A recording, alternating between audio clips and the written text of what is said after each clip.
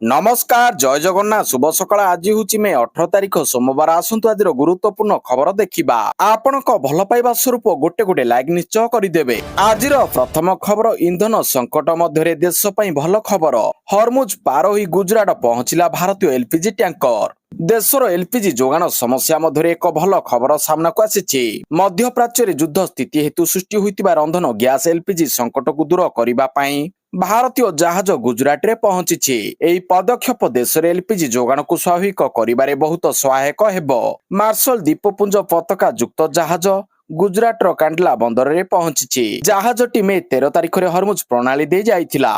यह प्राय 20,000 टन तरल पेट्रोलियम गैस एलपीजी बहन करुछि। जहाजटी को सिमी टैंकर भाव में चिन्हट करा जाइछि। परवर्ती खबर एही दिन हबो ओसीएस प्रिलिमिनारी परीक्षा आसंता 30 तारिख एडमिट कार्ड पाइबे प्रार्थी। ओडिशा सिविल सर्विस ओसीएस 2026 प्राथमिक प्रिलिमिनारी परीक्षा आसंता जून 7 तारिख अनुष्ठित हेबो। ओडिशा लोकसभा आयोग ओपीएससी द्वारा परिचालित होइथाय ओडिशा सिविल सर्विस परीक्षा।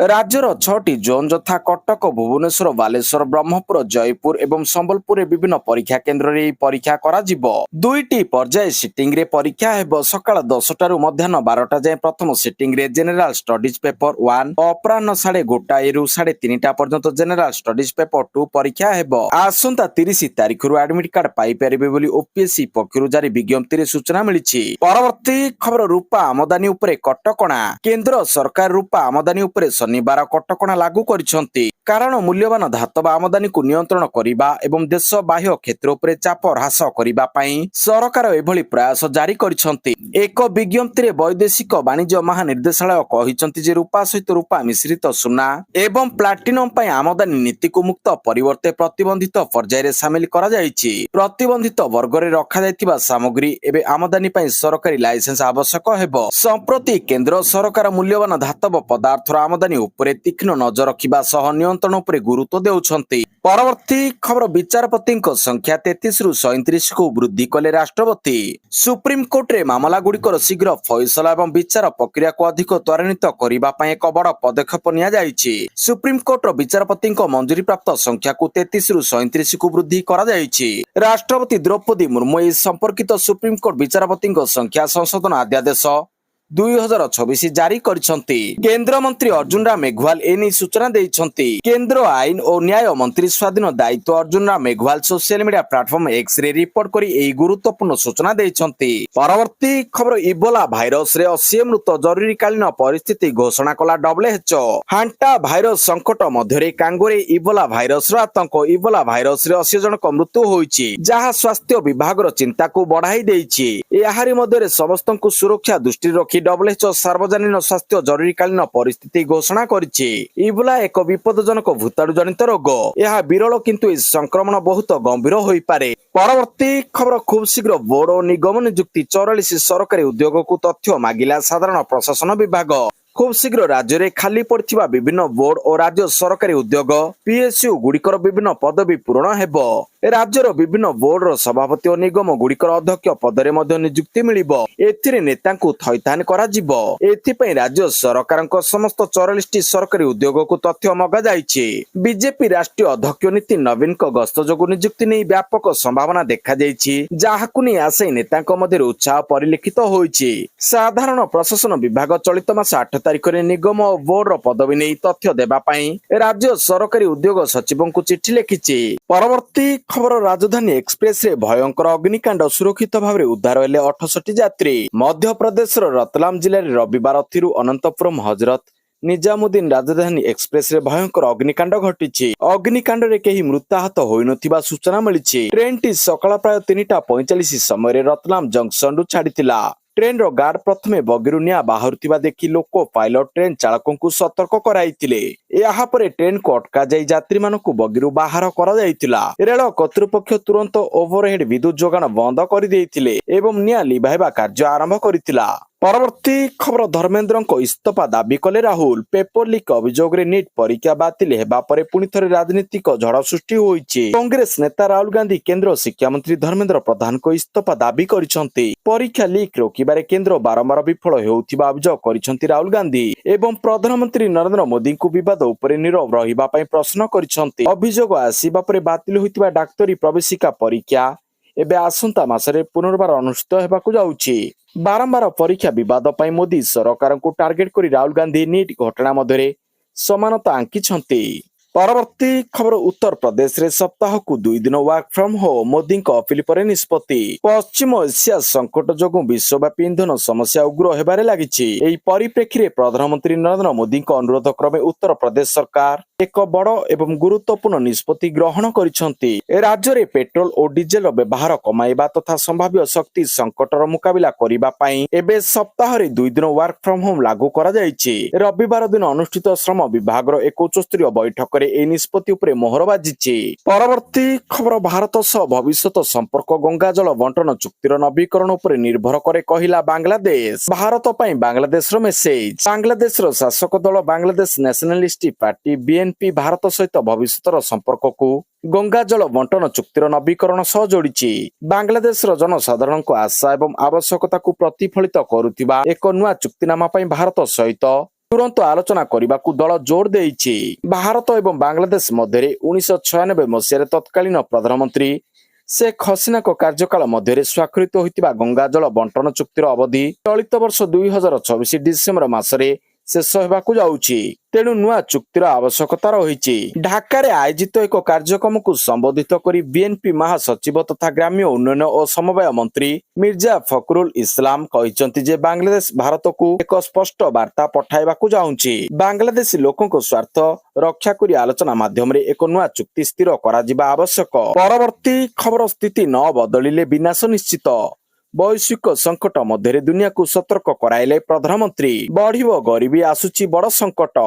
ଦୁନିଆରେ ଜାରି ଯୁଦ୍ଧ ଓ ଗମ୍ଭୀର ହେଉଥିବା ବୈଷୟିକ ଉର୍ଜା ସଙ୍କଟ ମଧ୍ୟରେ ପ୍ରଧାନମନ୍ତ୍ରୀ ନରେନ୍ଦ୍ର ମୋଦି ଏକ ବଡ଼ ଚେତାବନୀ ଦେଇଛନ୍ତି। 5 ଦେଶ ଗସ୍ତର ଦ୍ୱିତୀୟ ପର୍ଯ୍ୟାୟରେ ନେଦରଲ୍ୟାଣ୍ଡର ହେଗ୍ରେ ପିଏମ୍ ମୋଦି ଭାରତୀୟ ବଂଶୋଦ୍ଭବକୁ ସମ୍ବୋଧିତ କରିଥିଲେ। ନିଜ ଭାଷଣରେ ପିଏମ୍ କହିଛନ୍ତି ବର୍ତ୍ତମାନ ଦଶନ୍ଧି ମାନବତା ପାଇଁ ଲଗାତାର ବିପର୍ଯ୍ୟୟର ସମୟ ପାଲଟିବାରେ ଲାଗିଛି। ଯଦି ସମୟ ଥାଉ ଥାଉ ବୈଷୟିକ ପରିସ୍ଥିତିରେ ସୁଧାର ନ ଆସେ ତେବେ ଦୁନିଆର ଏକ ବଡ଼ ସଂଖ୍ୟା ପୁଣି ଥରେ ଭୟଙ୍କର ଗରିବୀର ସାମ୍ନା କରିବ। ପରବର୍ତ୍ତୀ ଖବର ରୁଷ ଉପରେ 500ରୁ ଅଧିକ ଡ୍ରୋନ ମାଡ଼ କଲା ୟୁକ୍ରେନ, 4 ଜଣଙ୍କ ମୃତ୍ୟୁ। ରୁଷ ଉପରେ ଆକ୍ରମଣ କଲା ୟୁକ୍ରେନ। ରୁଷ ଏବଂ ୟୁକ୍ରେନ ଯୁଦ୍ଧ ଭୟଙ୍କର ହେବାରେ ଲାଗିଛି। କିଛି ମାସର ଶାନ୍ତି ପରେ ରୁଷ ଉପରେ ବଡ଼ ଆକ୍ରମଣ କରିଛି ୟୁକ୍ରେନ। ମିଡିଆ ରିପୋର୍ଟ ଅନୁଯାୟୀ ଗତ 1 ବର୍ଷ ମଧ୍ୟରେ ରୁଷର ରାଜଧାନୀ ମସ୍କୋ ଏବଂ ଏହାର ଆଖପାଖ ଅଞ୍ଚଳକୁ ଟାର୍ଗେଟ କରି କରାଯାଇଥିବା ଏହା ସବୁଠାରୁ ବଡ଼ ଡ୍ରୋନ ଆକ୍ରମଣ। ରୁଷ ସରକାର ଓ ସାମରିକ ବିଭାଗର ଦାବି ଅନୁଯାୟୀ ୟୁକ୍ରେନ ଏହି ଆକ୍ରମଣରେ ପ୍ରାୟ 500ରୁ ଅଧିକ ଡ୍ରୋନର ବ୍ୟବହାର କରିଛି। ଏହି ବ୍ୟାପକ ଆକ୍ରମଣ ପରେ ମସ୍କୋ ସମେତ ପଶ୍ଚିମ ରୁଷରେ ହାଇ ଆଲର୍ଟ ଜାରି କରାଯାଇଛି। ପରବର୍ତ୍ତୀ ଖବର ପ୍ରଥମ ଦଳ ଭାବେ ପ୍ଲେ ଅଫରେ ଆରସିବି ପିବିକେଏସର ଲଗାତାର ଷଷ୍ଠ ପରାଜୟ। ବ୍ୟାଟର ପରେ ବୋଲରଙ୍କ ଜଲବା। ଆଇପିଏଲ୍ 2026ର 61ତମ ମ୍ୟାଚରେ ରୟାଲ ଚ୍ୟାଲେଞ୍ଜର୍ସ ବେଙ୍ଗାଲୁରୁ 23 ରନରେ ପଞ୍ଜାବ କିଙ୍ଗସକୁ ହରାଇଛି। ବିଜୟ ସହ ଆରସିବି ଚଳିତ ସଂସ୍କରଣରେ ପ୍ରଥମ ଦଳ ଭାବରେ ଆନୁଷ୍ଠାନିକ ଭାବରେ ପ୍ଲେ ଅଫରେ ପ୍ରବେଶ କରିଛି।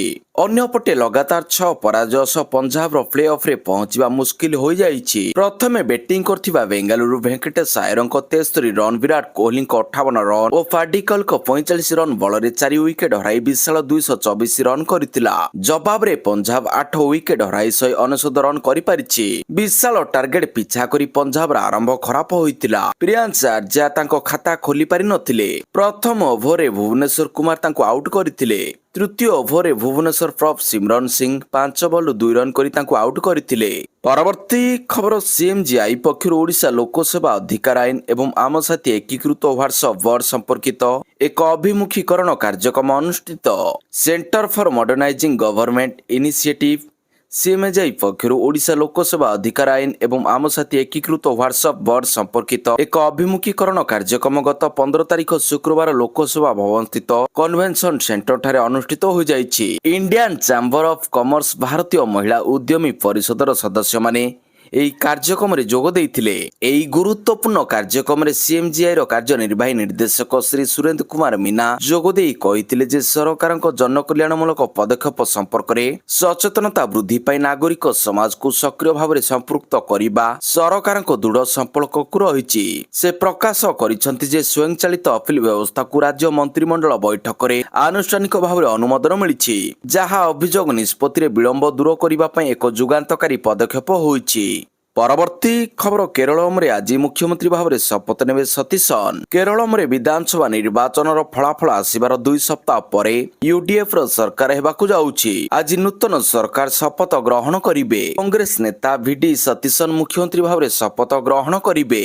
ତାଙ୍କ ସରକାରରେ 21 ଜଣ ମନ୍ତ୍ରୀ ରହିବେ। ସତୀଶନ ରବିବାର ଲୋକଭବନରେ ପହଞ୍ଚି ରାଜ୍ୟପାଳ ରାଜେନ୍ଦ୍ର ବିଶ୍ୱନାଥ ଆଲେକରଙ୍କୁ ତାଙ୍କ କ୍ୟାବିନେଟ ତାଲିକା ପ୍ରଦାନ କରିଛନ୍ତି। ଭିଡି ସତୀଶନଙ୍କ ସରକାରରେ ରମେଶ ଚେନିଥଲା ମଧ୍ୟ କ୍ୟାବିନେଟ ମନ୍ତ୍ରୀ ହେବେ। ପରବର୍ତ୍ତୀ ଖବର କୌଣସି ସରକାରୀ ସୁବିଧା ମିଳିବ ନାହିଁ, ଅବୈଧ ପ୍ରବାସୀଙ୍କ ଉପରେ ବର୍ଷିଲେ ଶୁଭେନ୍ଦୁ ଅଧିକାରୀଙ୍କ ମନ୍ତ୍ରୀ। ପଶ୍ଚିମବଙ୍ଗର ନବଗଠିତ ଶୁଭେନ୍ଦୁ ଅଧିକାରୀ ସରକାର ନିରନ୍ତର ଆକ୍ସନ ମୋଡରେ। ବାଂଲାଦେଶୀ ଅନୁପ୍ରବେଶକାରୀଙ୍କୁ ନେଇ ଆରମ୍ଭରୁ ସ୍ଥିତି ସ୍ପଷ୍ଟ କରିଥିବା ବିଜେପି ସରକାର ନିଶ୍ଚିତ କରିଦେଇଛି ଯେ ସରକାରୀ ସୁବିଧା କେବଳ ଭାରତୀୟ ନାଗରିକଙ୍କ ପାଇଁ।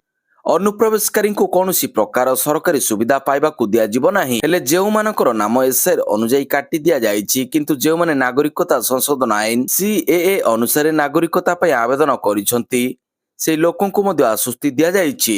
ପରବର୍ତ୍ତୀ ଖବର ବିମାନ ବନ୍ଦରରେ ପ୍ରଧାନମନ୍ତ୍ରୀ ମୋଦିଙ୍କୁ ଭବ୍ୟ ସ୍ୱାଗତ କଲେ ସ୍ୱିଡେନ ପିଏମ୍ କ୍ରିଷ୍ଟର୍ସନ। ପ୍ରଧାନମନ୍ତ୍ରୀ ନରେନ୍ଦ୍ର ମୋଦି ତାଙ୍କର 5ଟି ଦେଶ ଗସ୍ତର ତୃତୀୟ ପର୍ଯ୍ୟାୟରେ ରବିବାର ସ୍ୱିଡେନ ଗସ୍ତ କରିଛନ୍ତି। ସ୍ୱିଡେନର ପ୍ରମୁଖ ସହର ଗୋଥେନବର୍ଗର ବିମାନ ବନ୍ଦରରେ ପହଞ୍ଚିବା ପରେ ସ୍ୱିଡେନ ପ୍ରଧାନମନ୍ତ୍ରୀ ଉଲ୍ଫ କ୍ରିଷ୍ଟର୍ସନ ନିଜେ ଉପସ୍ଥିତ ରହି ପ୍ରଧାନମନ୍ତ୍ରୀ ମୋଦିଙ୍କୁ ଭବ୍ୟ ସ୍ୱାଗତ କରିଥିଲେ।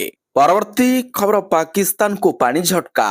ସିନ୍ଧୁ ଜଳ ଚୁକ୍ତିନାମାକୁ ନେଇ ଭାରତ ଏବଂ ପାକିସ୍ତାନ ମଧ୍ୟରେ ପୁଣି ଉତ୍ତେଜନା ବଢିଛି। ଭାରତ ଶନିବାର ଏକ ତଥାକଥିତ ମଧ୍ୟସ୍ଥତା କୋର୍ଟ ଦ୍ୱାରା ମେ 15 ରାୟକୁ ସମ୍ପୂର୍ଣ୍ଣ ପ୍ରତ୍ୟାଖ୍ୟାନ କରିଛି। ଭାରତ ସ୍ପଷ୍ଟ କରିଛି ଯେ ଏହା ବେଆଇନ ଭାବରେ ଗଠିତ ସଂସ୍ଥାକୁ ସ୍ୱୀକୃତି ଦିଏ ନାହିଁ। ସିନ୍ଧୁ ଜଳ ଚୁକ୍ତିନାମା ସ୍ଥଗିତ ରଖିବାର ନିଷ୍ପତ୍ତି ବଳବତ୍ତର ରହିଛି। କୌଣସି ମଧ୍ୟସ୍ଥତା ଟ୍ରିବ୍ୟୁନାଲ, ବିଶେଷ କରି ଯାହାର ଆଇନ ଦୃଷ୍ଟିରେ କୌଣସି ଅସ୍ତିତ୍ୱ ନାହିଁ, ଭାରତର ସାର୍ବଭୌମ ଅଧିକାର ଅଧୀନରେ ନିଆଯାଇଥିବା କାର୍ଯ୍ୟାନୁଷ୍ଠାନର ବୈଧତା ଯାଞ୍ଚ କରିବାର ଅଧିକାର ନାହିଁ ବୋଲି କହିଛନ୍ତି ବୈଦେଶିକ ବ୍ୟାପାର ମୁଖପାତ୍ର ରଣଧୀର ଜୟସ୍ୱାଲ।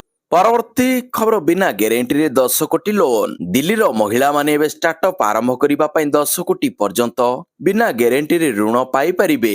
ରେଖା ଗୁପ୍ତା ସରକାର ଏହା ଘୋଷଣା କରିଛନ୍ତି। ମୁଖ୍ୟମନ୍ତ୍ରୀ ରେଖା ଗୁପ୍ତା କହିଛନ୍ତି ଦିଲ୍ଲୀ ସରକାର ରାଜଧାନୀର ମହିଳାମାନଙ୍କୁ ଆତ୍ମନିର୍ଭରଶୀଳ, ଉଦ୍ୟୋଗୀ ଏବଂ ଆର୍ଥିକ ଦୃଷ୍ଟିରୁ ସଶକ୍ତ କରିବା ପାଇଁ ବ୍ୟାପକ ଭାବରେ କାର୍ଯ୍ୟ କରୁଛି।